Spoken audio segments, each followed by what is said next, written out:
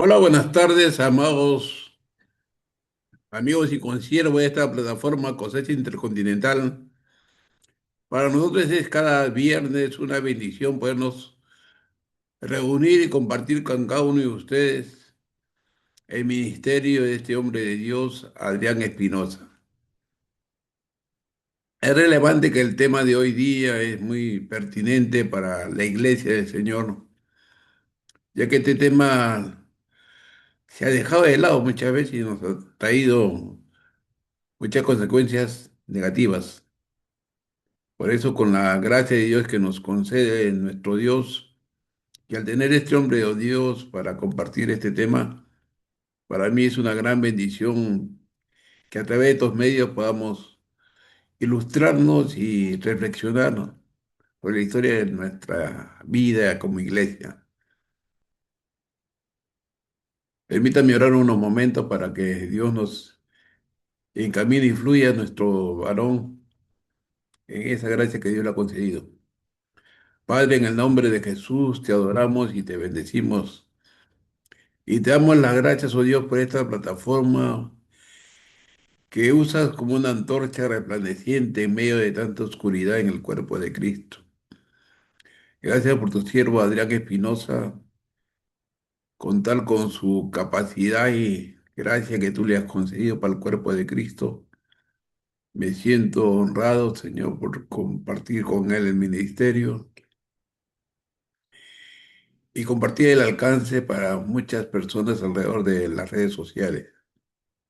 Oh Dios, úsalo en el nombre de Jesús. Amén. Para mí es un grato honor presentar a este amigo y siervo de Dios que a través de una trayectoria y capacidades que Dios le ha dado, predica el Evangelio sin ningún interés personal y contribuye de esta manera al avance del conocimiento de la palabra del Señor. Sigo con nosotros el pastor Adrián Espinosa, bienvenido. Adelante. Muchas gracias, Pastor Heredia, desde la República de Argentina, Buenos Aires. Eh, Allá una bendición poder estar en este tiempo compartiendo la palabra de Dios. Eh, Aquí en Diálogo Teológico ha habido los cambios de horarios y bueno, eh, todo cambio es bueno, ¿no? Ahora cuando en el Perú, el 12 de abril, vamos a elegir a nuestro presidente de la República del Perú. Vamos a ir a las elecciones y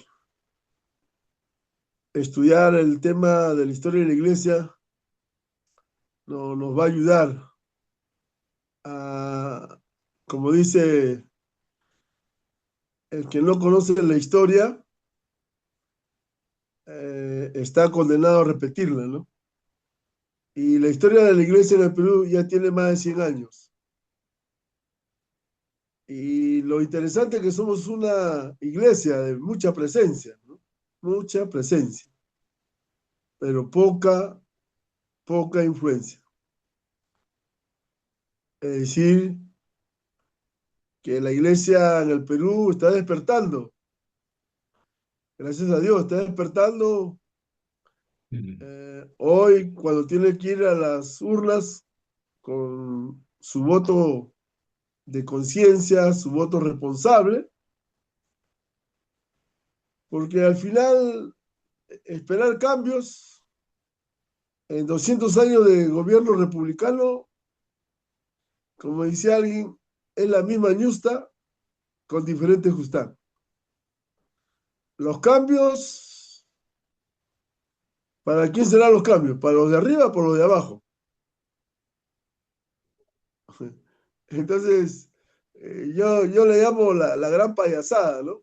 Eh, este asunto de las elecciones, porque al final, detrás de todas las elecciones, aquí en el Perú y en el mundo entero, está la agenda globalista, ¿no? Dos, está la Matrix, ¿no? Tres, está la élite.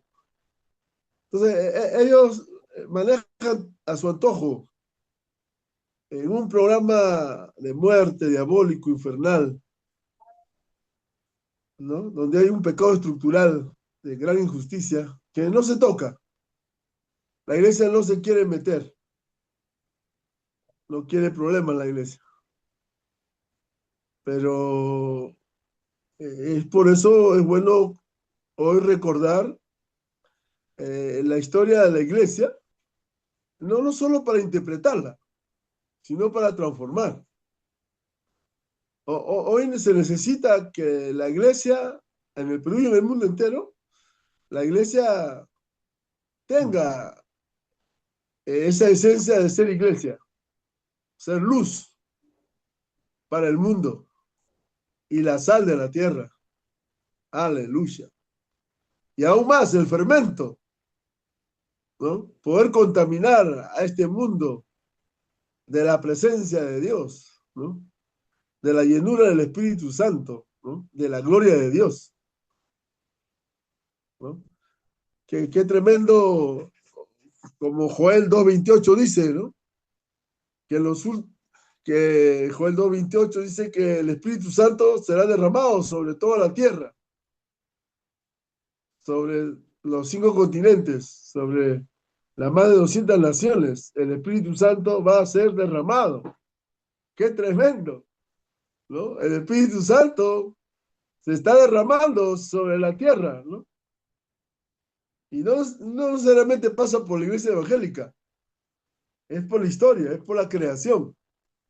Porque el Señor de la historia, el Señor de la creación, hace que podamos nosotros ver que el Señor de señores y Rey de reyes del Perú y del mundo entero es Jesucristo. Él es el Señor de la historia. Y por eso que la iglesia en el Perú tiene que despertar más y más, como lo está haciendo hoy, con un voto consciente y responsable, y ya dejar de ser la cenicienta, ¿no?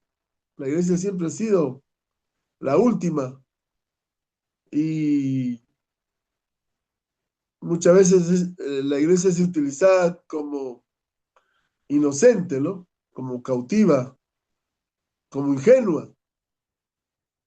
Y es por eso que la historia nos va hoy a dar una luz de lo que somos. Voy a pedir a mi amigo pastor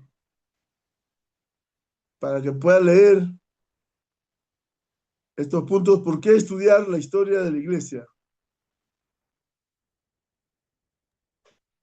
Para aprender de los errores de la historia, para evitarlos.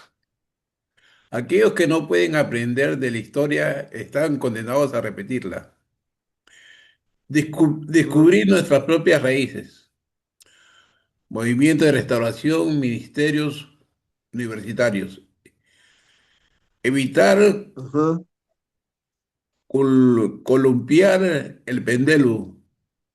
Gracia, legalismo. Doctrina, celo, emoción, corazón. Ancestralismo, libertad. ajá. Gracias, pastor Heredia. Entonces, el primer punto, ¿por qué estudiar la historia de la iglesia? ¿No? Entonces, la historia nos enseña, ¿verdad? Entonces, por eso es bueno tener una memoria, ¿no? Una memoria colectiva, ¿no? Por ejemplo, si en el año 70 nos gobernó el chino Velasco y en la década del 90 nos gobierna otro chino, ¿no? El chino Fujimori, ¿no? Y ahora, ¿quién nos gobernará? ¿No? Entonces, la historia siempre se repite, ¿no? La historia está llena de enseñanza, ¿no? Es una historia viva, no es una historia que simplemente pasa por el azar, por la casualidad. En la soberanía de Dios, en el plan de Dios, la historia cumple un rol protagónico. Por eso la Iglesia de Jesucristo tiene hoy, frente a estos retos y desafíos del globalismo, ¿no? De toda la agenda de muerte, ¿no? De estructuras de pecado que ocasionan pobreza, desempleo, ¿no? Contaminación y cuánta injusticia que hay, ¿no? Que si hoy estaría cualquier personaje del Antiguo y Nuevo Testamento, denunciarían esos pecados estructurales, ¿no? No solamente los pecados son individuales, que he dejado de tomar o de fumar, y también hay pecados estructurales, ¿no? En el caso peruano, el Opus Dei, el, la masonería, son poderes invisibles y que hoy hay candidatos que son partidarios de eso y muchos evangélicos están apoyando con su participación, ya sea para senador y diputado, lo están haciendo.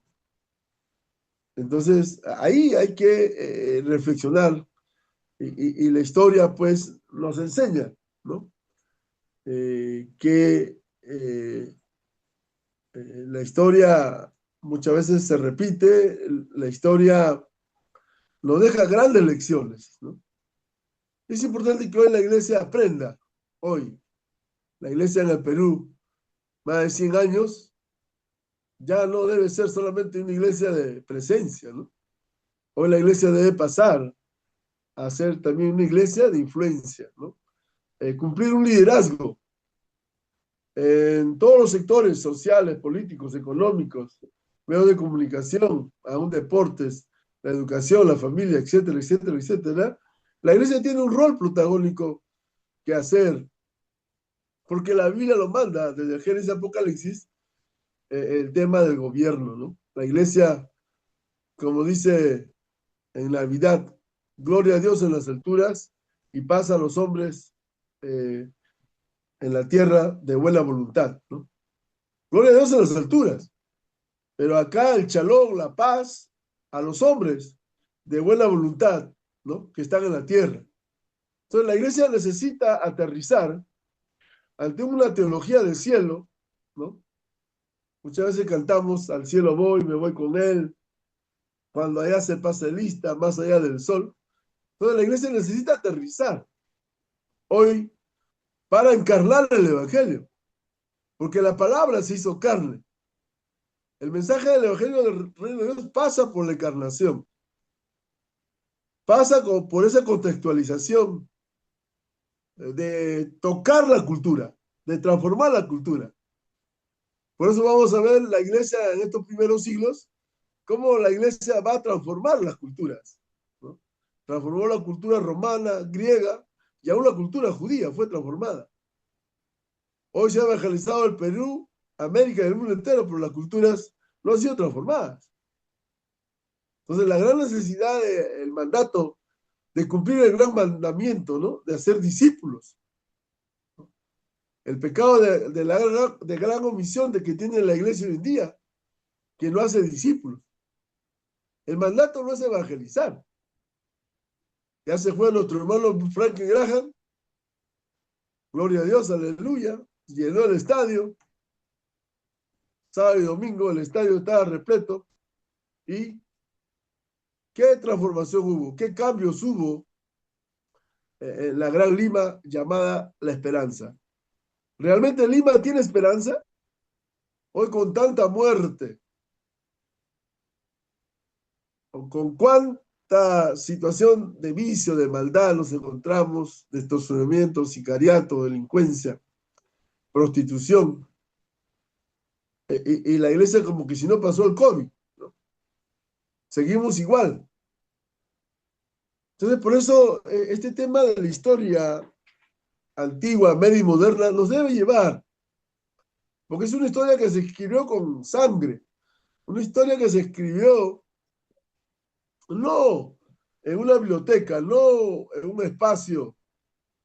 Fue un contexto político, económico, social, religioso, donde había vidas que se jugaban bajo los imperios en que gobernaba la injusticia. Por eso el mensaje del reino de Dios de Jesús era, yo he venido para servir, ¿no? Frente al poder, al abuso, Jesús ponía el poder como servicio.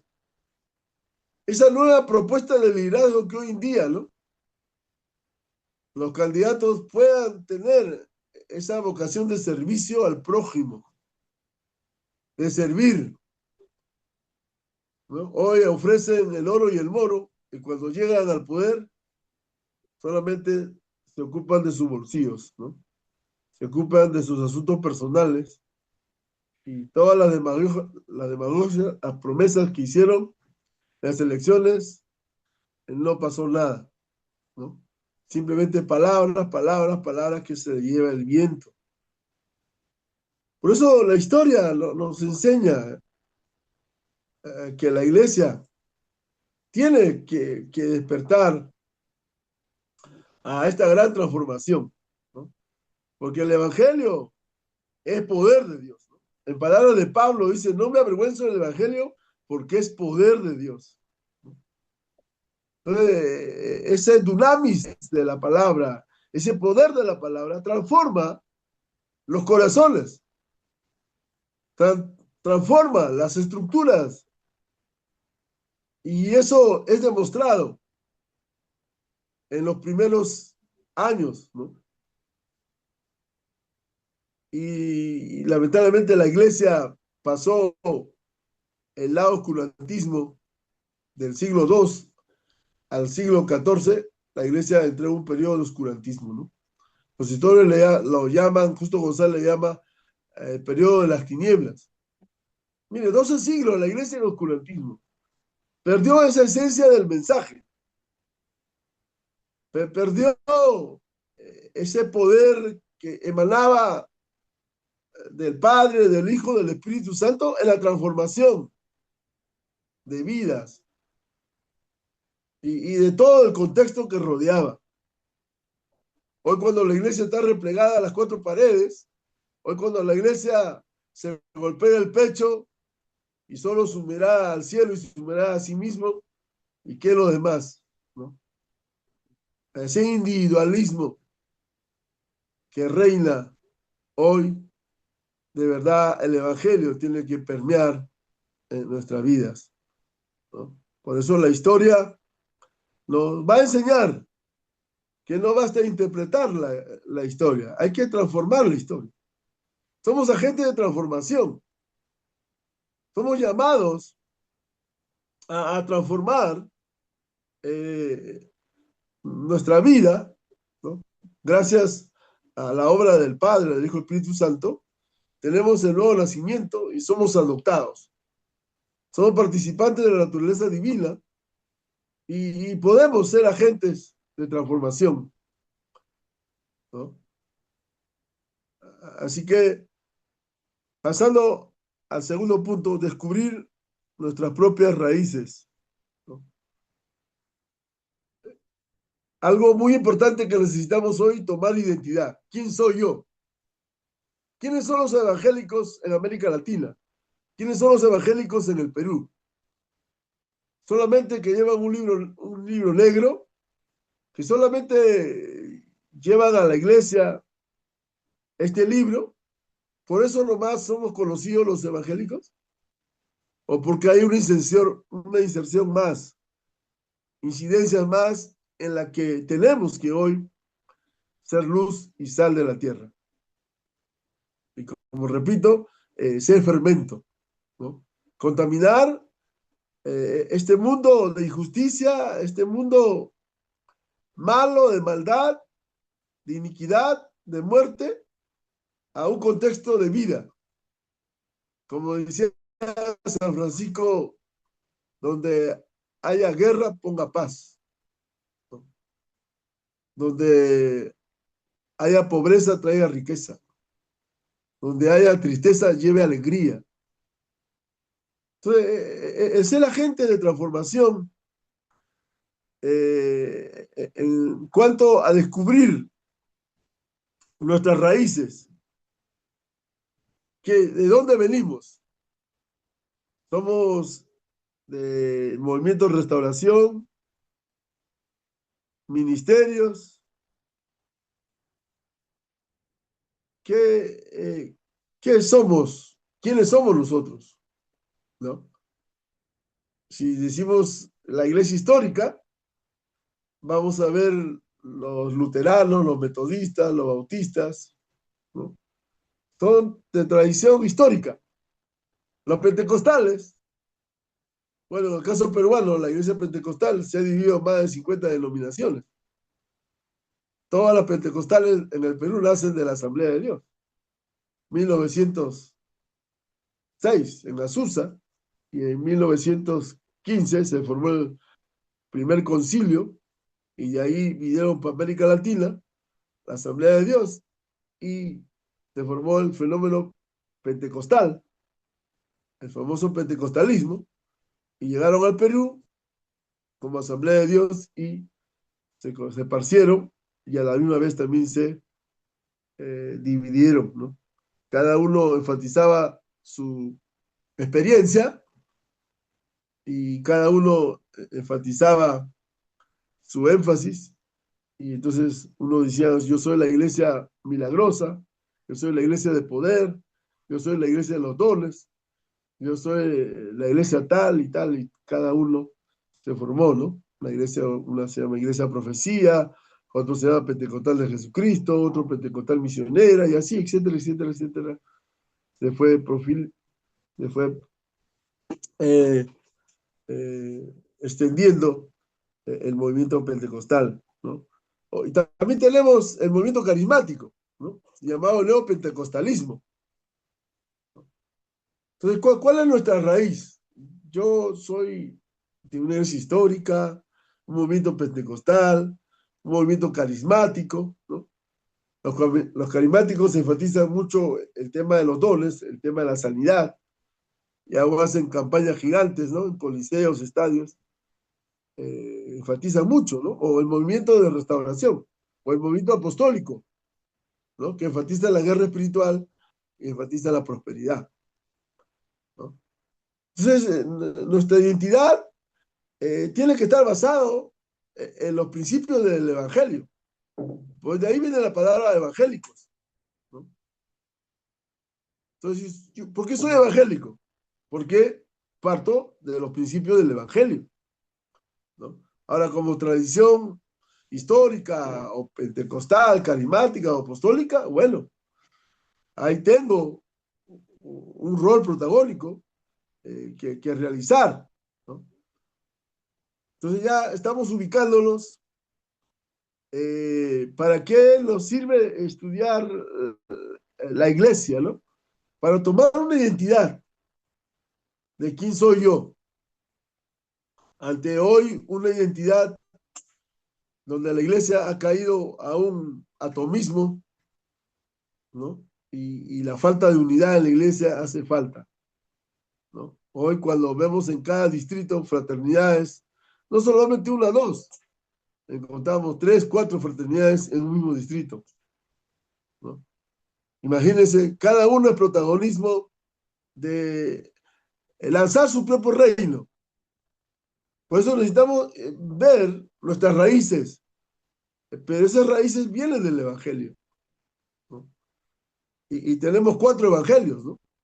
No solamente uno. Entonces, si soy evangélico, es porque mi identidad basa en los principios del Evangelio, del reino de Dios, ¿no? La práctica de Jesús. ¿Qué hizo Jesús? Dijo, yo he venido para servir. Hoy en día queremos servirnos del otro. Hoy en día queremos beneficiarnos del otro. Hoy queremos jalar agua para nuestro molino, para nuestro ministerio. No es eso el Evangelio, no es eso. ¿Dónde hemos aprendido eso? Necesitamos volver a nuestras raíces del Evangelio. Por eso la historia está clara de volver a la palabra de Dios. Con humildad, ¿no? Reconocer, hay que reconocer que estamos haciendo mal, que este no es el evangelio del reino de Dios. Jesús dijo, de gracia recibiste, da de gracia. Está la gratuidad. Sabemos que en la reforma, el tema de las indulgencias, ¿no? Querían cobrar para la salvación, ¿no? Tanto era la oferta y la demanda que con todo ese dinero de comprar su salvación, construyeron la Basílica de San Pedro, ¿no? Y algunos decían, en la medida que suene tu moneda, un alma estará yendo al cielo. Imagínense, hoy las nuevas indulgencias que hay en la iglesia evangélica, ¿no? Haz tu pacto, ve para que coseches, ¿no? Tienes que sembrar para que coseches. Entonces, miren, esas nuevas indulgencias se van repitiendo porque falta conocer nuestra identidad evangélica basada en la palabra de Dios, basada en los evangelios. Soy evangélico porque parto de la escritura. La escritura para mí es autoridad, es una norma, es mi fundamento de fe y práctica, no es cualquier cosa, no es cualquier libro. No, no, yo creo así y a mi manera y yo puedo tener la iglesia más grande del mundo, pero eso no me da autoridad, ¿no? Lutero decía, aunque diga el Papa, aunque diga el magisterio, aunque diga la tradición, es la palabra de Dios, ¿no? Lutero decía, soy cautivo a la palabra de Dios. Entonces, ese es nuestro fundamento. La escritura es nuestro fundamento de fe, por cuanto creemos, y práctica por cuanto vivimos. No lo podemos negociar. Hoy en día se negocia la palabra. Hoy en día se negocian los principios. Esto tenemos que entender hoy cuando la identidad se está perdiendo y ya estamos en una ética situacionalista, ¿no? Tanto tienes, tanto vales, y donde no hay principios, ¿no? Si esto es blanco o negro, todo es el color como tú lo mires, ¿no? Un relativismo total, ¿no? Hasta en la iglesia está el relativismo, ¿no? El existencialismo. Cantamos en la iglesia, cuando yo ofrendaba algo yo sentía, ¿no? O cantamos la presencia del Señor, yo la siento, yo la siento. La presencia de Dios no se siente. Si alguien quiere sentir, pues ahí marca el enchufe de la corriente y ahí cómo va a sentir. Entonces se da cuenta cómo ese relativismo, existencialismo se ha metido en el púlpito por la falta de identidad de quién soy yo, ¿no? Saber definir mis principios, mis fundamentos, y que no son negociables, que no lo puedo cambiar porque sea la iglesia más grande o porque sea la denominación más bonita, más tradicional, no. Entonces, ahí la historia nos enseña en estos 2000 años de historia, la historia de la iglesia antigua, media moderna, cómo se han ido los sismos incursionando en la iglesia, que lo vamos a ver en el tercer punto, ¿no?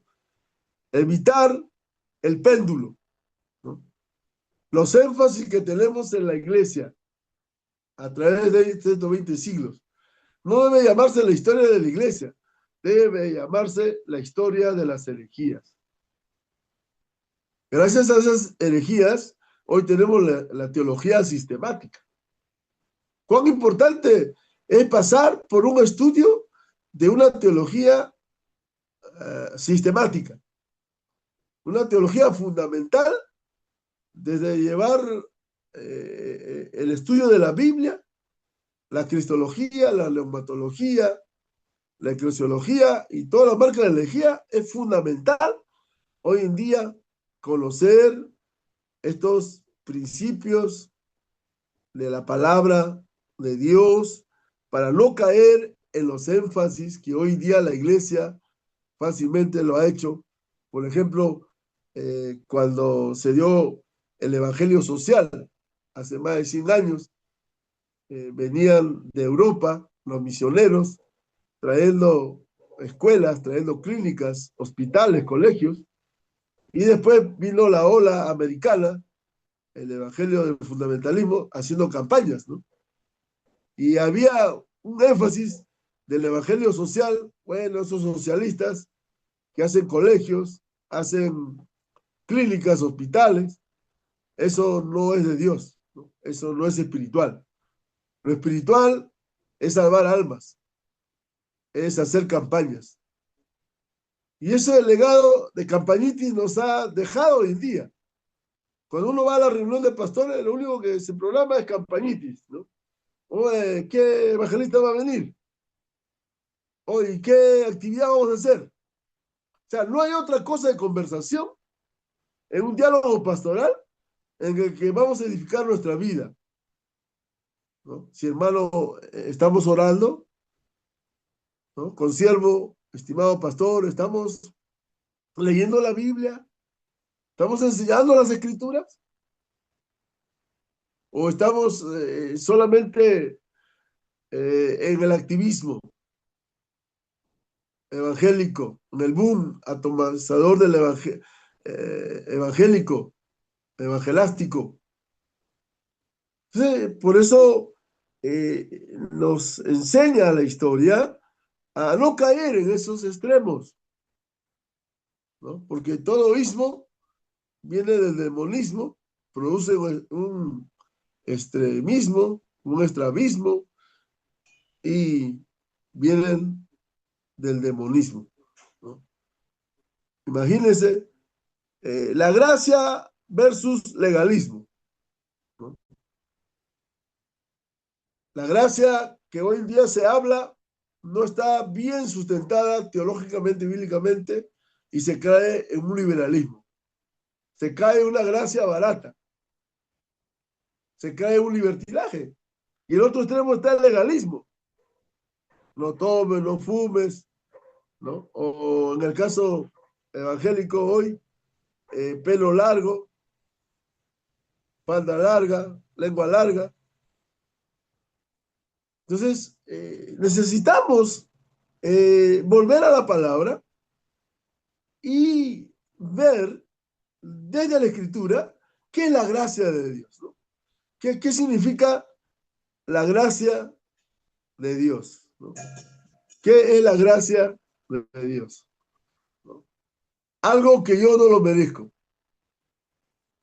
Entonces yo estoy por la pura gracia de Dios acá compartiéndoles. Yo no merezco estar acá, pero es la gracia de Dios que nos pone al servicio de edificar el cuerpo de Cristo. Este espacio ya tiene más de 5 años. Continuamente, cada semana, estamos saliendo a compartir la palabra de Dios, a hacer una voz profética en medio de estos tiempos,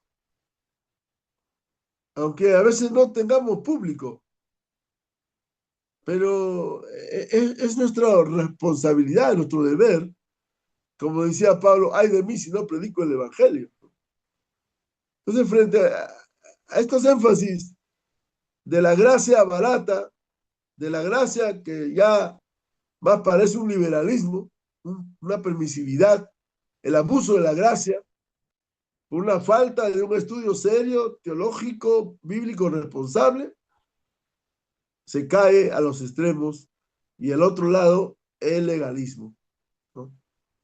También vemos doctrinas, el celo, la emoción, el corazón, ¿no? Vemos doctrinas como llamamos la sana doctrina, ¿no? Todo un endoctrinamiento que se ha dado al creyente y no se ha pensado la fe, no se ha reflexionado la fe. Cuando Pedro nos dice, da razón de nuestra fe. Podemos tener muchos credos, buenas doctrinas, Pero nuestra práctica, como decía Santiago, ¿no? La verdadera religión es visitar a los huérfanos, a las viudas, o como el mensaje de Jesús, ¿no? Que no me va a juzgar por mi doctrina, sino me va a decir, tuve hambre, tuve sed, por cuanto no hiciste esto, no os conozco, maldito, ¿no? Mire, esa condenación. Entonces, no va a ser, Jesús no va a venir por tu doctrina. Jesús va a venir si has practicado el evangelio a las viudas, a los huérfanos, a los extranjeros. Esa era la triada de Dios en los salmos. Están llenos los salmos de la triada de Dios. Huérfanos, viudas, extranjeros. Y mire, hoy cuántos extranjeros tenemos, cuántas viudas, huérfanos tenemos en la iglesia. Le estamos socorriendo, tenemos grandes doctrinas en la iglesia. ¿De qué nos van a tener grandes doctrinas cuando no se practica el evangelio del reino de Dios, de la misericordia, de la solidaridad, de darle la mano al caído, al herido, como lo hizo el samaritano, ¿verdad? Entonces, ¿cuánto falta hace que nosotros podamos ver de ir al evangelio del reino de Dios, ¿no? Y es más, ante una iglesia almática, ¿no? Emocionalistas, ¿no? Que se enfatiza solamente el corazón, ¿no? Mi corazón herido, ¿no? O estamos como Rosiguara, ay, ay, ay, ¿no? Mi corazón, ¿no?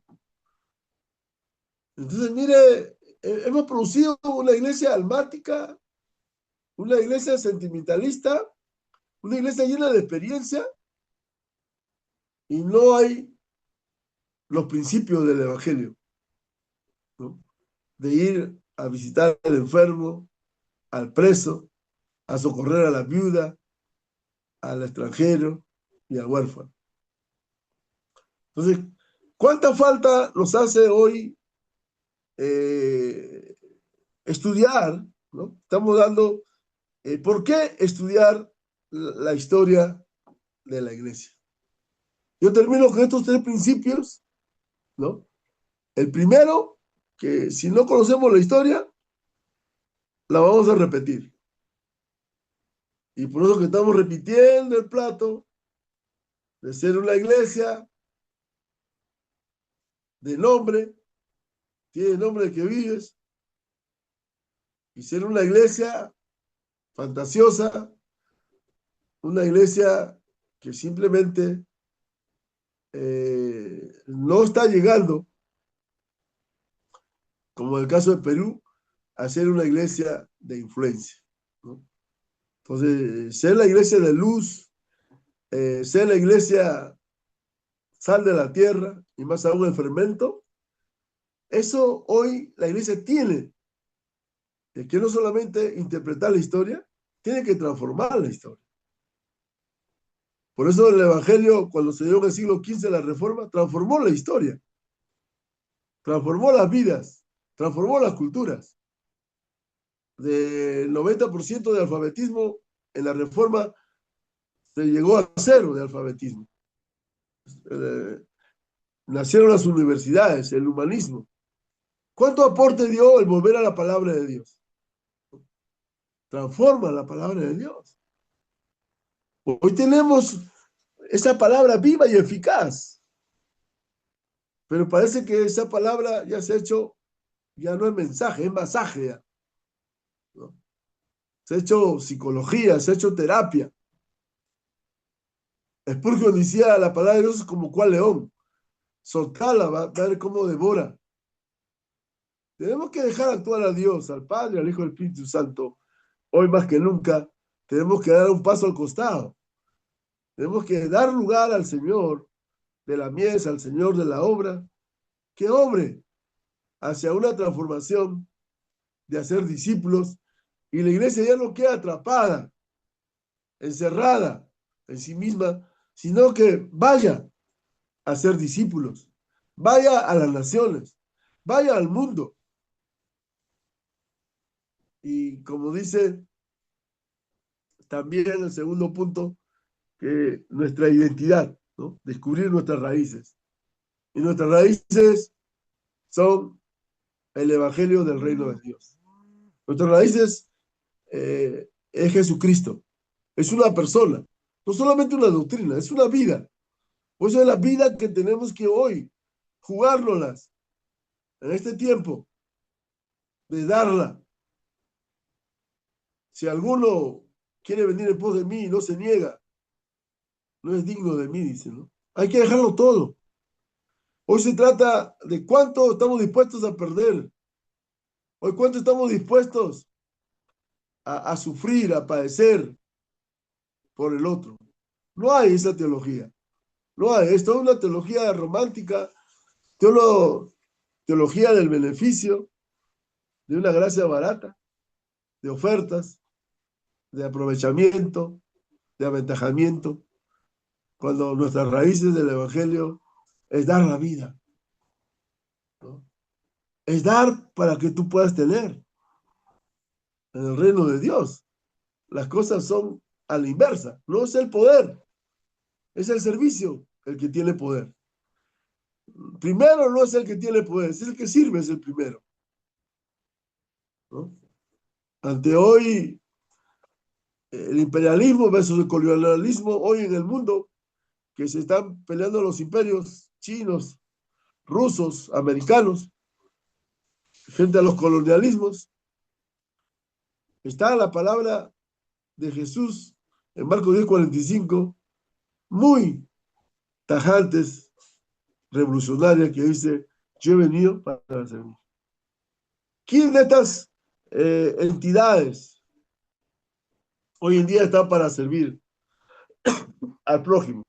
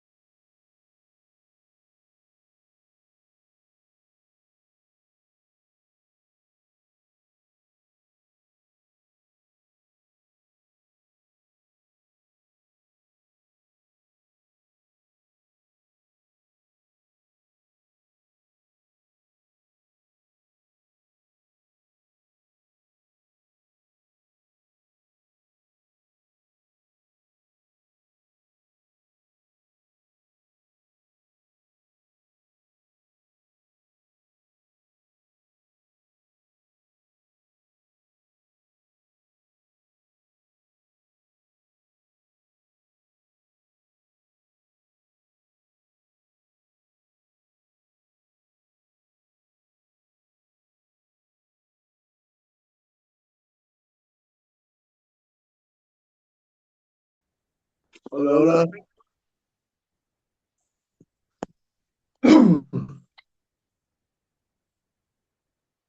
Gloria a Dios. Adelante, varón, adelante.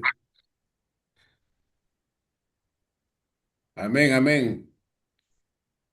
Qué Ya tremenda, estamos. qué tremendo, varón, qué gloriosa panorama que verdaderamente reflexionar, aprender y mire cómo tan lejos estamos de una realidad tan notoria, ¿no? Tan notoria, ¿no? La falta de reflexión, la falta de diálogo, de ocuparnos de lo esencial que es la iglesia, ¿no? La raíz, ¿no? Dios nos ayude, varón, a encauzarnos en una verdadera realidad que hemos perdido.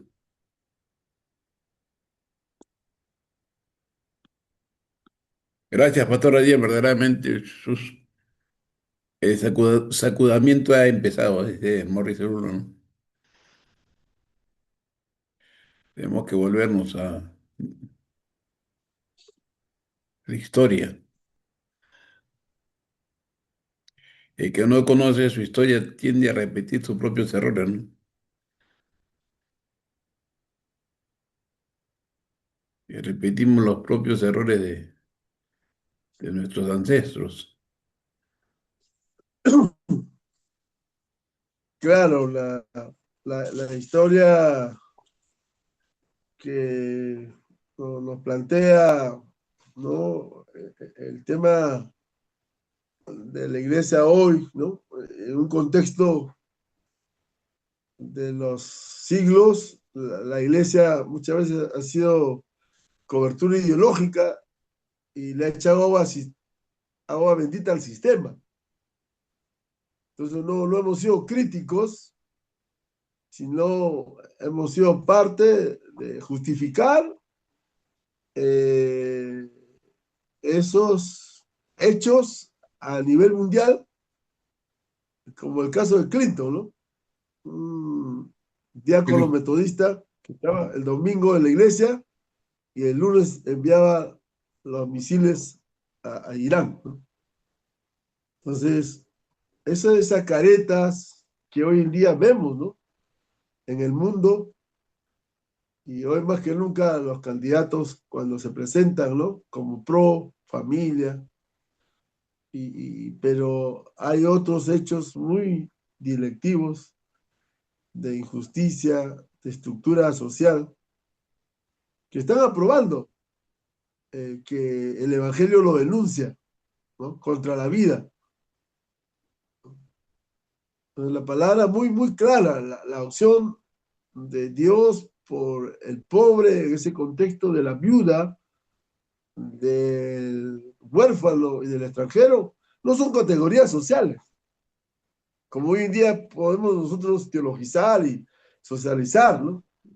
Bueno, tú eres comunista y por eso tu lectura es así. No, pero en la lectura bíblica, el pobre era el huérfano, era la viuda, era el extranjero. Eso era el pobre y los salmos están llenos de eso. Entonces, esa triada de Dios que opta en el Evangelio de Jesucristo, en el mensaje de Jesucristo en el reino de Dios, es esa propuesta que Él va a venir a traer. Yo no he venido por los sanos, va a decir, ¿no? Yo he venido por los enfermos. Entonces, ese Evangelio se ha perdido.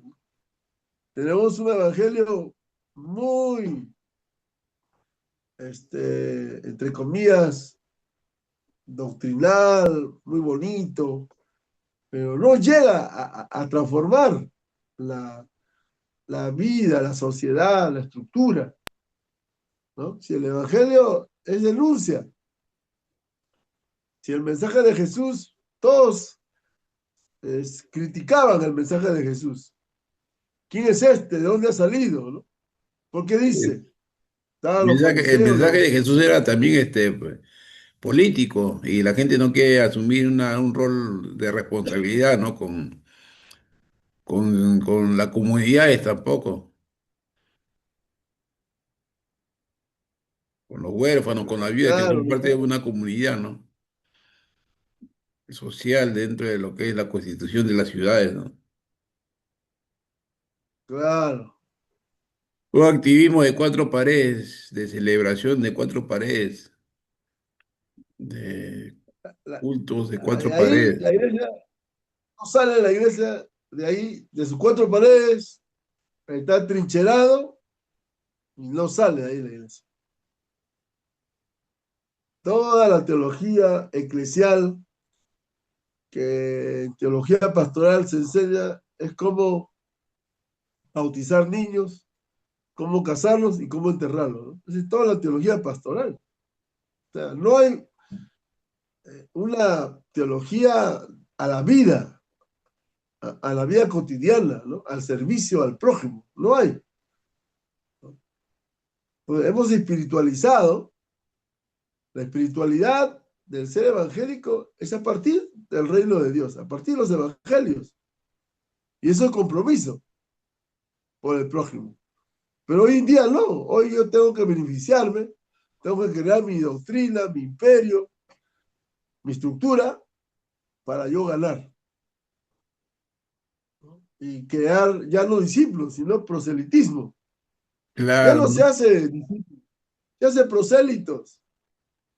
¿No? Yo soy de la iglesia histórica, yo soy de la iglesia pentecostal, yo soy de la iglesia carismática, yo soy apostólico. ¿Y qué? Cada uno, bueno, cada uno, no te Con su metas propio conmigo. reino, ¿no? Con su propio reino, con su Es su propia... propio reino. Pero el evangelio es lo que va a denunciar a todos. Yo no tengo nada que ofrecer, yo no tengo nada que... Es el evangelio que nos tiene a nosotros. Y eso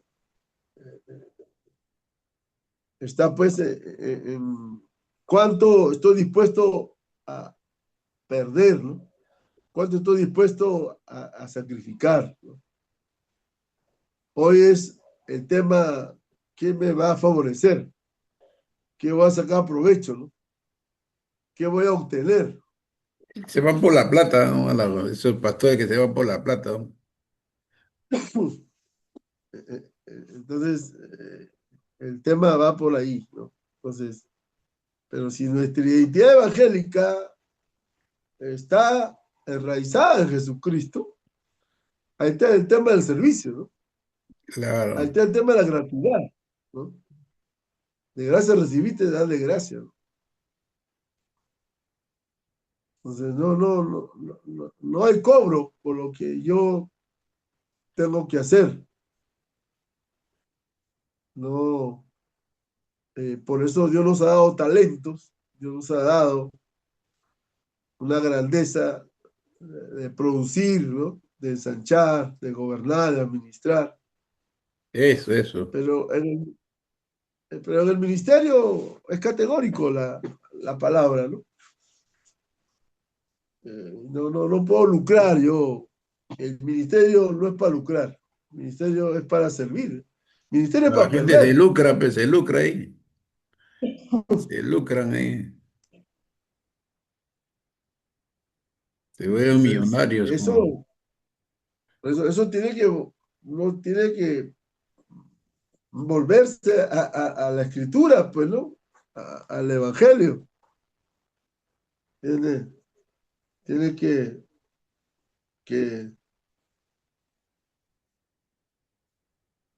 ahí está el tema de la conversión, ¿no?